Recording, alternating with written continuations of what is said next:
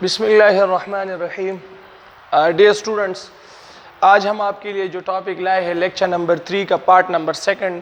मैंने इससे पहले वीडियो में लेक्चर नंबर 3 का पार्ट नंबर 1 अपलोड किया है, तो डिस्क्रिप्शन में उसका लिंक मिलेगा। तो काइंडली अगर इससे पहले आप वो वाली वीडियो देख लें। तो देखिए, इस लेक्चर में हम क्या एक्सप्लेन करेंगे। इस लेक्चर में हम आपको स्टाइकोमेट्रिक कैलकुलेशन एक्सप्लेन करेंगे। सबसे पहले इम्पोर्टेंट बात जो है, आप क्या करें, वीडियो को आखिर तक देखें, और दूसरी बात जो है, चैनल को सब्सक्राइब करें। अगर वीडियो पसंद आए तो लाइक भी करें और शेयर भी करें।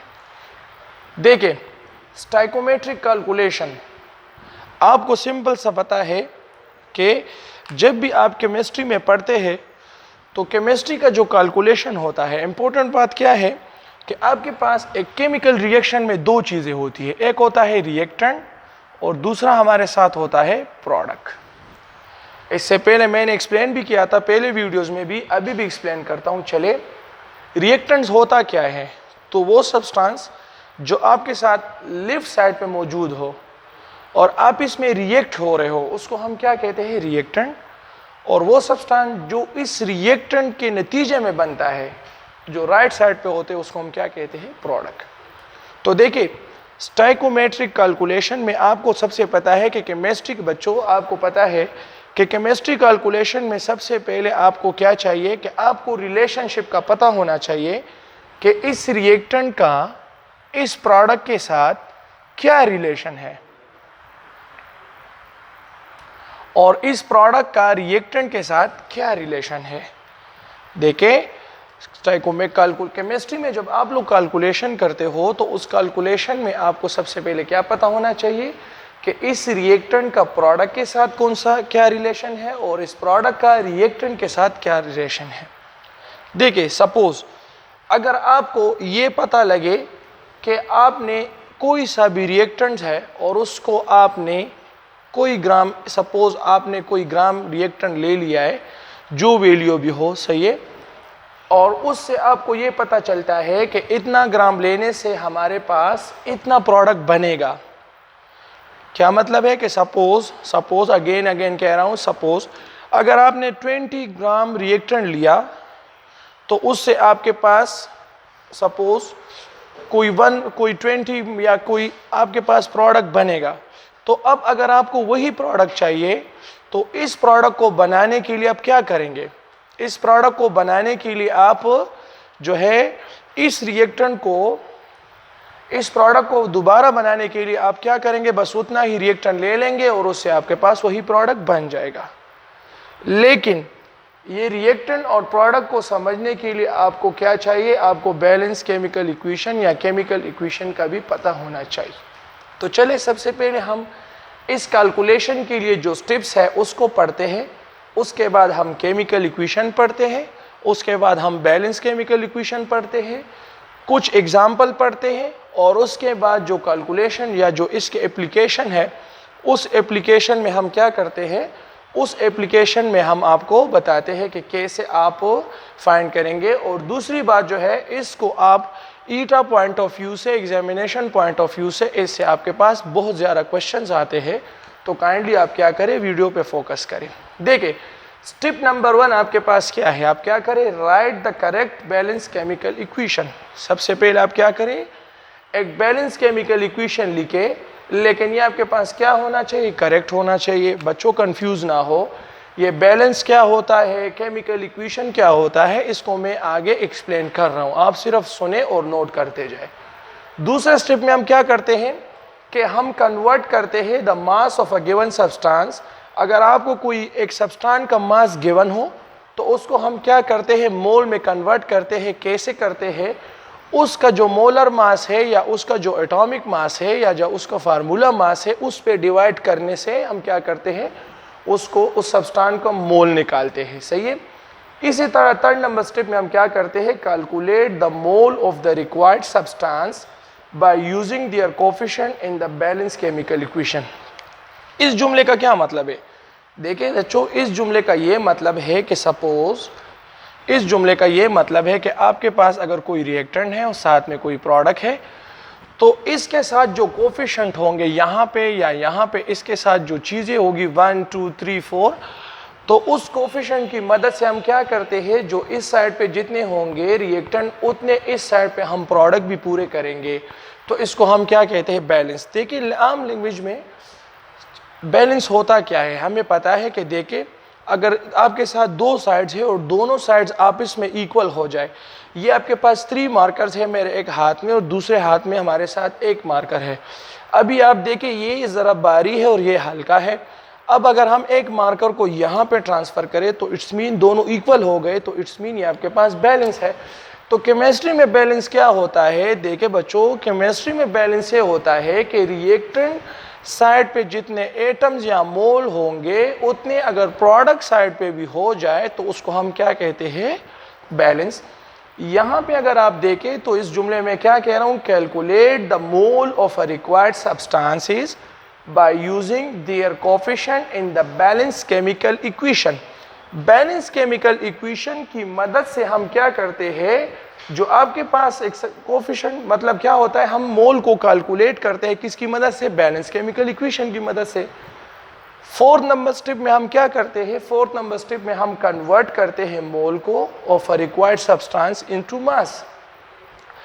आपके पास क्या होता है, जो कन्वर्ट करते हैं हम किसको, मोल को, जो आपके पास रिक्वायर्ड सब्सटेंसेस होते हैं किस में, मास में। तो चले सबसे आप इसको तो आपने नोट कर लिया, इसको अभी इसमें जो टर्मिनोलॉजी हम उसको ज़रा एक्सप्लेन करते हैं। सबसे पहले हमारे पास जो है वो है केमिकल इक्वेशन। केमिकल इक्वेशन क्या है, what is chemical equation? Okay, the statement that describe a chemical reaction in term of symbol and chemical formula is called chemical equation. क्या मतलब है कि जब हम क्या करते हैं, चलो एग्जांपल से देखे बच्चों, आपके पास अगर हाइड्रोजन क्या करे, रिएक्ट करे ऑक्सीजन के साथ, तो उसके नतीजे में आपके पास क्या बनता है, H2O।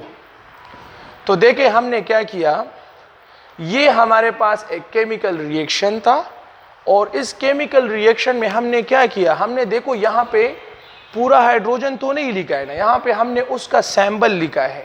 इसी तरह ऑक्सीजन का पूरा स्पेलिंग नहीं लिखा, हमने उसका सैंबल लिखा है, सही है ना, और उसका केमिकल फार्मूला लिखा है। इसी तरह ये वाटर है तो हमने वाटर का फार्मूला लिखा है या सैंबल लिखा है। तो इस चीज़ को जब आप क्या करते हैं, एक केमिकल रिएक्शन में एटम्स या मॉलिक्यूल और उसके जो रिएक्टेंट प्रोडक्ट्स होते हैं और उसके क्या करें, उसके सैंबल्स लिखे या उसके फार्मूला लिखे, तो उसको हम क्या कहते हैं, केमिकल इक्वेशन।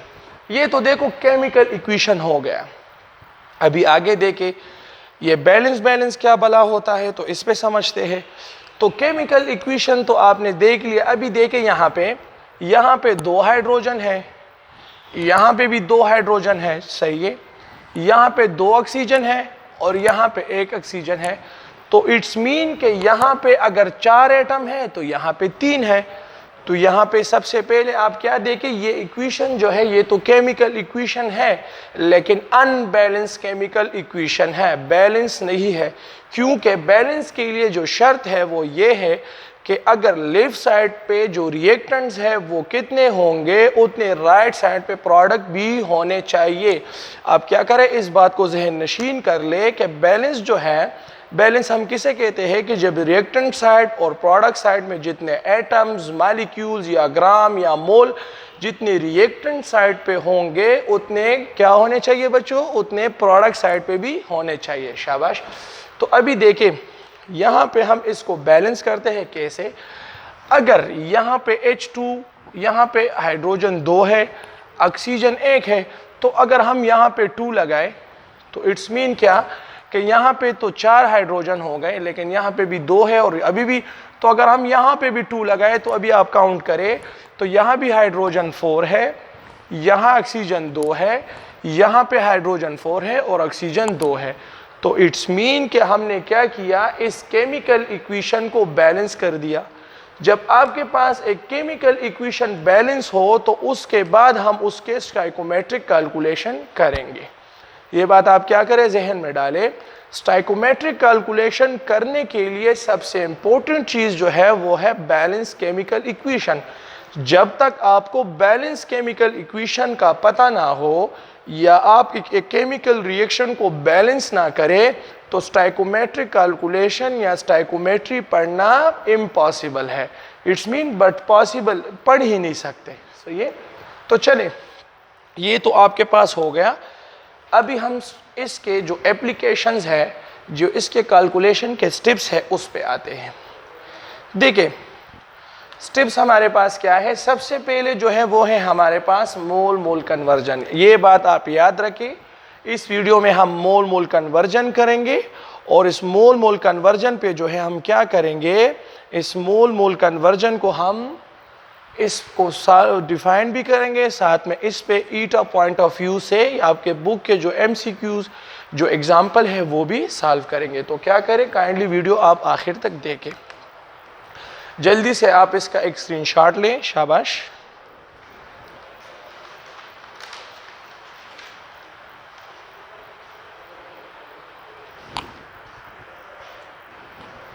ओके, चले शाबाश। चले अभी देखें, हमारे पास है मोल मोल कन्वर्जन। ये मोल मोल कन्वर्जन होता क्या है, तो मोल मोल कन्वर्जन को सीखने के लिए हम क्या करते हैं, एग्जाम्पल से स्टार्ट करते हैं। किससे स्टार्ट करते हैं, एग्जाम्पल से। देखिए अगर आपको कोई कहे, देखिए मैं वही वाटर का एग्जाम्पल है उसको ज़रा सा एक्सप्लेन करता हूँ कि अगर आपको कोई कहे कि how water is produce, water क्या कर रहा है, water produce by the combination of hydrogen and oxygen gas. ये आपके पास एक स्टेटमेंट है। इस स्टेटमेंट का क्या मतलब है कि water is produce by the combination of hydrogen and oxygen gas. जब ऑक्सीजन गैस और हाइड्रोजन जो है आपस में कंबाइन हो जाए तो उससे हमारे पास क्या बन रहा है, उससे हमारे पास वाटर बन रहा है। ये तो एक सिंपल सा हो गया। तो देखिए इस जुमले का क्या मतलब है, इसका मतलब ये है कि वाटर पे बन रहा है जब हाइड्रोजन और ऑक्सीजन आपस में रिएक्ट करे तो उससे आपके पास वाटर बन रहा है। सही है, ये तो आपके पास एक सिंपल सा हो गया। अभी ये मोल मोल कन्वर्जन क्या होता है तो इस पे ज़रा समझे। मोल मोल कन्वर्जन हमारे पास ये होता है कि जब आपके पास एक रिएक्शन में, एक केमिकल रिएक्शन में क्या हो, इन दोनों में से रिएक्टेंट में या प्रोडक्ट में, चले इधर देखें ज़रा सा, एक केमिकल रिएक्शन में, किसमें, एक केमिकल रिएक्शन में अगर आपके पास रिएक्टेंट साइड पे या प्रोडक्ट साइड पे क्या हो, रिएक्टेंट के मोल गिवन हो और आपसे कहे कि आप प्रोडक्ट के मोल फाइंड करें, या प्रोडक्ट के मोल गिवन हो और आप उससे क्या करें, रिएक्टेंट के मोल फाइंड करें, इस कन्वर्जन को हम कहते हैं मोल मोल कन्वर्जन। फिर से देखें बच्चों कि अगर आपके पास रिएक्टेंट साइड पे मोल गिवन हो और आपसे प्रोडक्ट साइड पे मोल मांगे जाए तो आप क्या करें, इस कन्वर्जन को हम क्या कहते हैं, मोल मोल कन्वर्जन। या अगर आपको कहे प्रोडक्ट साइड पे मोल गिवन हो और आपको क्या कहे, रिएक्टेंट साइड से आपसे मोल मांगे जाए तो इट्स मीन इस कन्वर्जन को हम क्या कहते हैं, मोल मोल कन्वर्जन। अभी सुने क्या मतलब है। If you are given the mole of one substances, अगर आपको क्या हो, एक सब्सटेंसेस के मोल गिवन हो। एक सब्सटेंसेस से क्या मुराद है, ये सब्सटेंसेस आपके पास रिएक्टेंट भी हो सकते हैं और ये सब्सटेंसेस आपके पास प्रोडक्ट भी हो सकते हैं। अगेन एंड अगेन कह रहा हूँ, काइंडली फोकस करें, वेरी इंपॉर्टेंट टॉपिक है ईटा पॉइंट ऑफ व्यू से and examination point of view से। तो अगर आपके पास क्या हो, गिवन हो, मोल गिवन हो एक सब्सटेंस के, तो उससे आप आसानी से दूसरे सब्सटेंस के मोल को कैलकुलेट कर सकते हैं। ऐसे भी हो सकता है कि रिएक्टेंट में अगर आपके पास दो सब्सटेंसेस हो और उस दो सब्सटेंसेस में आपको एक गिवन हो और एक आपसे मांगा जाए तो वो भी आप फाइंड कर सकते हैं, लेकिन शर्त ये है कि उसमें प्रोडक्ट के भी मोल गिवन होने चाहिए। सही है, तो देखें, if you are given the mole of one substances you can calculate the mole of other substances. ये तो हो गया। चले आप जल्दी से एक स्क्रीनशॉट लें ताकि हम आगे प्रोसीड करें। कुछ MCQs इस पे करते हैं। 1 2 3. Okay, let us see.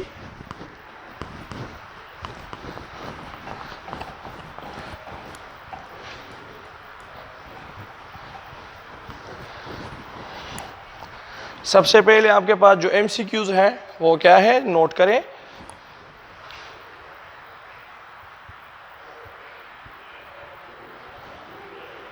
How many, क्या है, how many moles of oxygen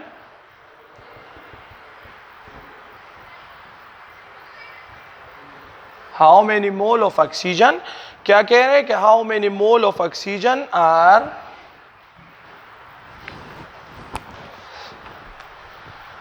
are required to produce 8 mole of water.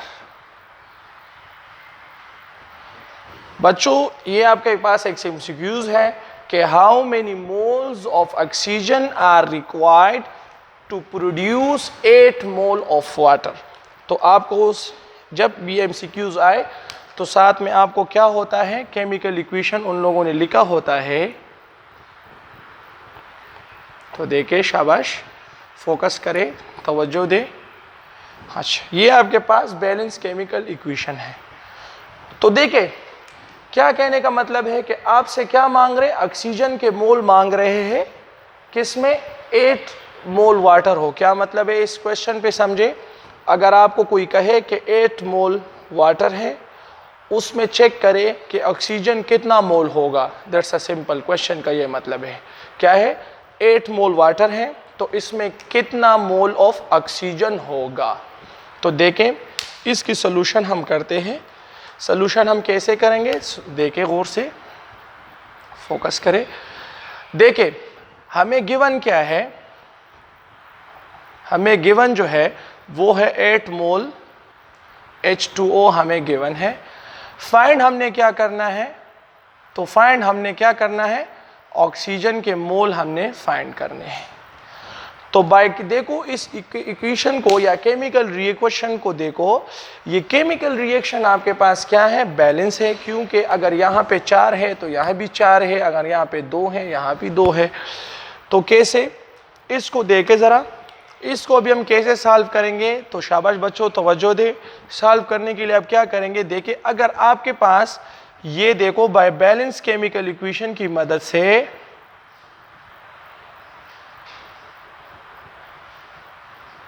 अगर ये 1 मोल है तो ये भी 1 मोल है.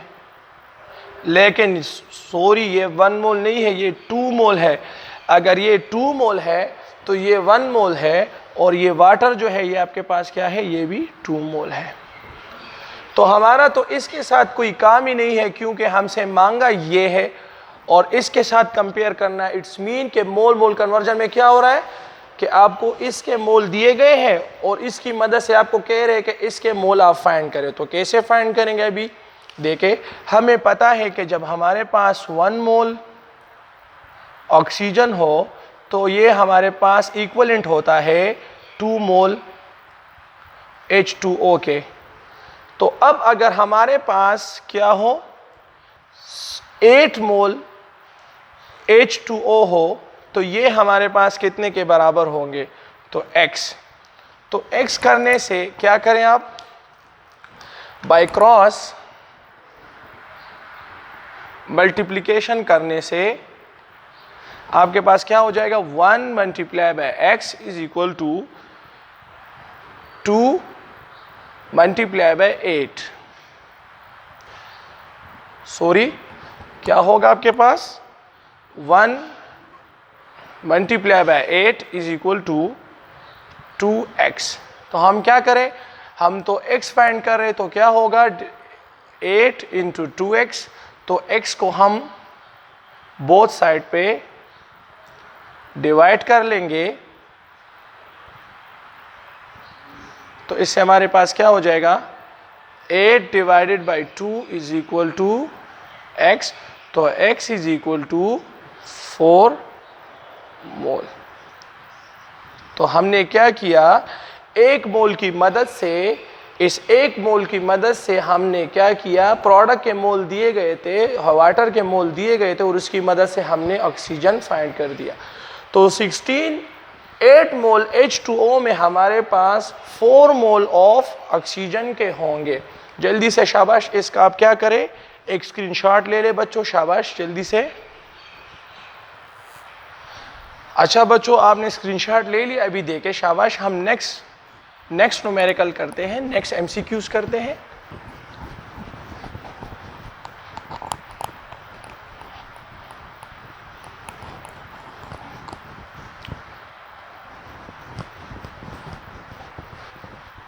देखिए, आप इस पे क्या करें, ज़्यादा से ज़्यादा प्रैक्टिस करें और इसी किस्म के MCQs आपके पेपर में, आपके ईटा में इसी किस्म के MCQs इससे बनते ही रहते हैं।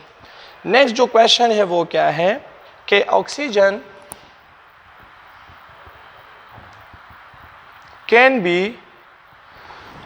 जो है can be prepare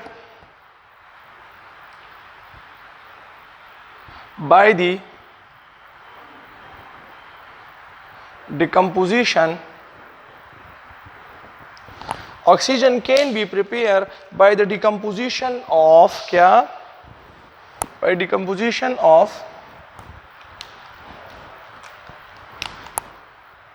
potassium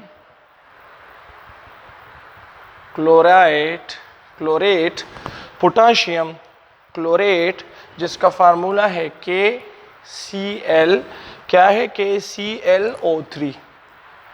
potassium chlorate क्या है, potassium chlorate. Oxygen can be prepare by the decomposition of. Next second MCQ जो है इस टॉपिक पे वो क्या है कि oxygen can be prepare by the decomposition of potassium chlorate. क्या हो रहा है कि जब हम पोटाशियम क्लोरेट को क्या करें, उसकी डिकम्पोजिशन कर ले तो इससे हमारे पास ऑक्सीजन बनता है और साथ में पोटाशियम क्लोराइड बनता है। सही है। तो अभी आपसे क्वेश्चन क्या है कि how many moles of oxygen, कि कितने मोल्स ऑफ ऑक्सीजन होंगे कि जब आप क्या करें 10 mole of KClO3 potassium chloride ले। कहने का क्या मतलब है कि अगर आपको कोई कहे कि ये 10 मोल क्या है, पोटाशियम क्लोरेट है, तो आप ये बताएं कि इस 10 मोल पोटाशियम क्लोरेट में कितने ऑक्सीजन के मोल होंगे, ये क्वेश्चन है। तो चले बाय बैलेंस केमिकल इक्वेशंस की मदद से देखें कि क्या हो रहा है। हमारे पास सोल्यूशन में आते हैं कि 2KClO3, ये पोटाशियम क्लोरेट जब डिकम्पोज हो जाता है तो उससे आपके पास 2KCl + 3 ऑक्सीजन बनते हैं। अभी अगर आप देखें तो यहाँ पे ये 2 मोल है, तो ये आपके पास क्या है, ये भी आपके पास 3 मोल है। हमने क्या करना है, देखिए इसमें आपके पास जो क्या है, सबसे पहले आपको ये पता होना चाहिए गिवन आपको क्या है। तो गिवन जो है वो आपको है KC 10 मोल गिवन है, और ये 10 मोल गिवन किसके है, पोटाशियम क्लोरेट के। और आपसे मांगे क्या रहे, आपसे मांग रहा है ऑक्सीजन, आपसे मांग रहा है ऑक्सीजन के मोल, आपसे मांग रहे। तो देखिए अगर 2 मोल पोटाशियम क्लोराइड हो तो उससे आपके पास 3 मोल ऑक्सीजन बनता है। अब अगर 10 मोल KClO3 हो, पोटाशियम क्लोराइड हो, तो इससे आपके पास कितने ऑक्सीजन बनेंगे बाय x। तो बाय क्रॉस मल्टीप्लिकेशन करने से 2x = 3 × 10, तो इससे आपके पास आ जाएगा 30 × 2x। हमें x चाहिए तो हम क्या कर लेंगे, x को 2 को दोनों साइड पे डिवाइड कर लेंगे, तो 2x / 2 × 30 / 2, तो 2 कैंसल, तो x = क्या हो जाएगा, x = आपके पास 15 मोल। तो आपने क्या कर दिया है कि आपके पास ऑक्सीजन के कितने होंगे, आपके पास ऑक्सीजन के 15 मोल होंगे। तो क्या हुआ कि 1 मोल की मदद से पोटाशियम क्लोराइड आपको मोल दिए थे, इस मोल की मदद से आपने ऑक्सीजन के मोल भी फाइंड कर दिए। तो चले शाबाश, आप इसका भी अब जल्दी से एक स्क्रीनशॉट ले लें। नेक्स्ट हम एक प्रैक्टिस देंगे आपको, एक न्यूमेरिकल्स भी करेंगे।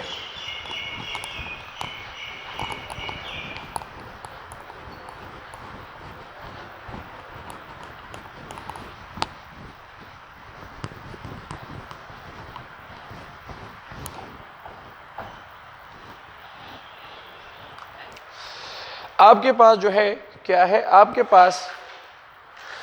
पास जो नेक्स्ट न्यूमेरिकल है वो जो आपका टास्क है उसको आप खुद करेंगे। अगर सॉल्व ना हुआ तो नेक्स्ट वीडियो में हम उसको एक्सप्लेन भी करेंगे। सही है। तो क्या है आपके पास न्यूमेरिकल एमसीक्यूज आपके पास है, हाउ मेनी क्या है, how many moles of carbon dioxide, how many moles of carbon dioxide क्या है, how many moles of carbon dioxide will B produce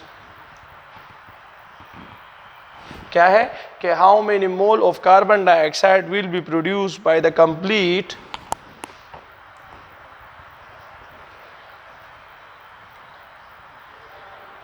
combustion. क्या हो रहा है कि how many mole of carbon dioxide will be produced by the complete combustion of 2.0 mole of glucose, 2.0 mole of glucose according to the following equation। Equation आपके पास following क्या है, तो वो है आपके पास कि जब C6H12 और 6 आप इसमें उसको हम क्या करें, डिकम्पोज करें। डिकम्पोज के लिए हम क्या करते हैं, इसको हम 6 ऑक्सीजन के साथ डिकम्पोज करते हैं, या सॉरी हम इसकी कंबस्शन करते हैं। तो कंबस्शन से हमारे पास क्या बनता है, 6 कार्बन डाइऑक्साइड प्लस 6 वाटर के मॉलिक्यूल बनते हैं। तो अभी आपसे क्वेश्चन ये है, इस क्वेश्चन पे समझे। क्वेश्चन ये है कि how many moles of carbon dioxide will be produced by the complete combustion of 2 mole of glucose according to the following equation. तो इसको आप जरा देखे चले, हम जल्दी से इसको सॉल्व करते हैं। सॉल्यूशन, अगर आपके पास ये 1 मोल है तो क्या है, अगर ये 1 मोल है तो ऑक्सीजन आपके पास कितने हैं, 6 मोल। अगर ये 1 मोल है तो ऑक्सीजन आपके पास 6 मोल है। अब अगर ये आपके पास 2 मोल होंगे तो ये कितने होंगे,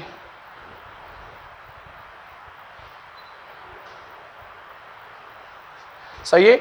तो बाय क्रॉस मल्टीप्लिकेशन करने से क्या हो जाएगा, 1 multiply by x is equal to 2 multiply by 6। तो इससे आपके पास 12 इंटू 1, तो x तो क्या हो जाएगा, x is equal to 12 mole.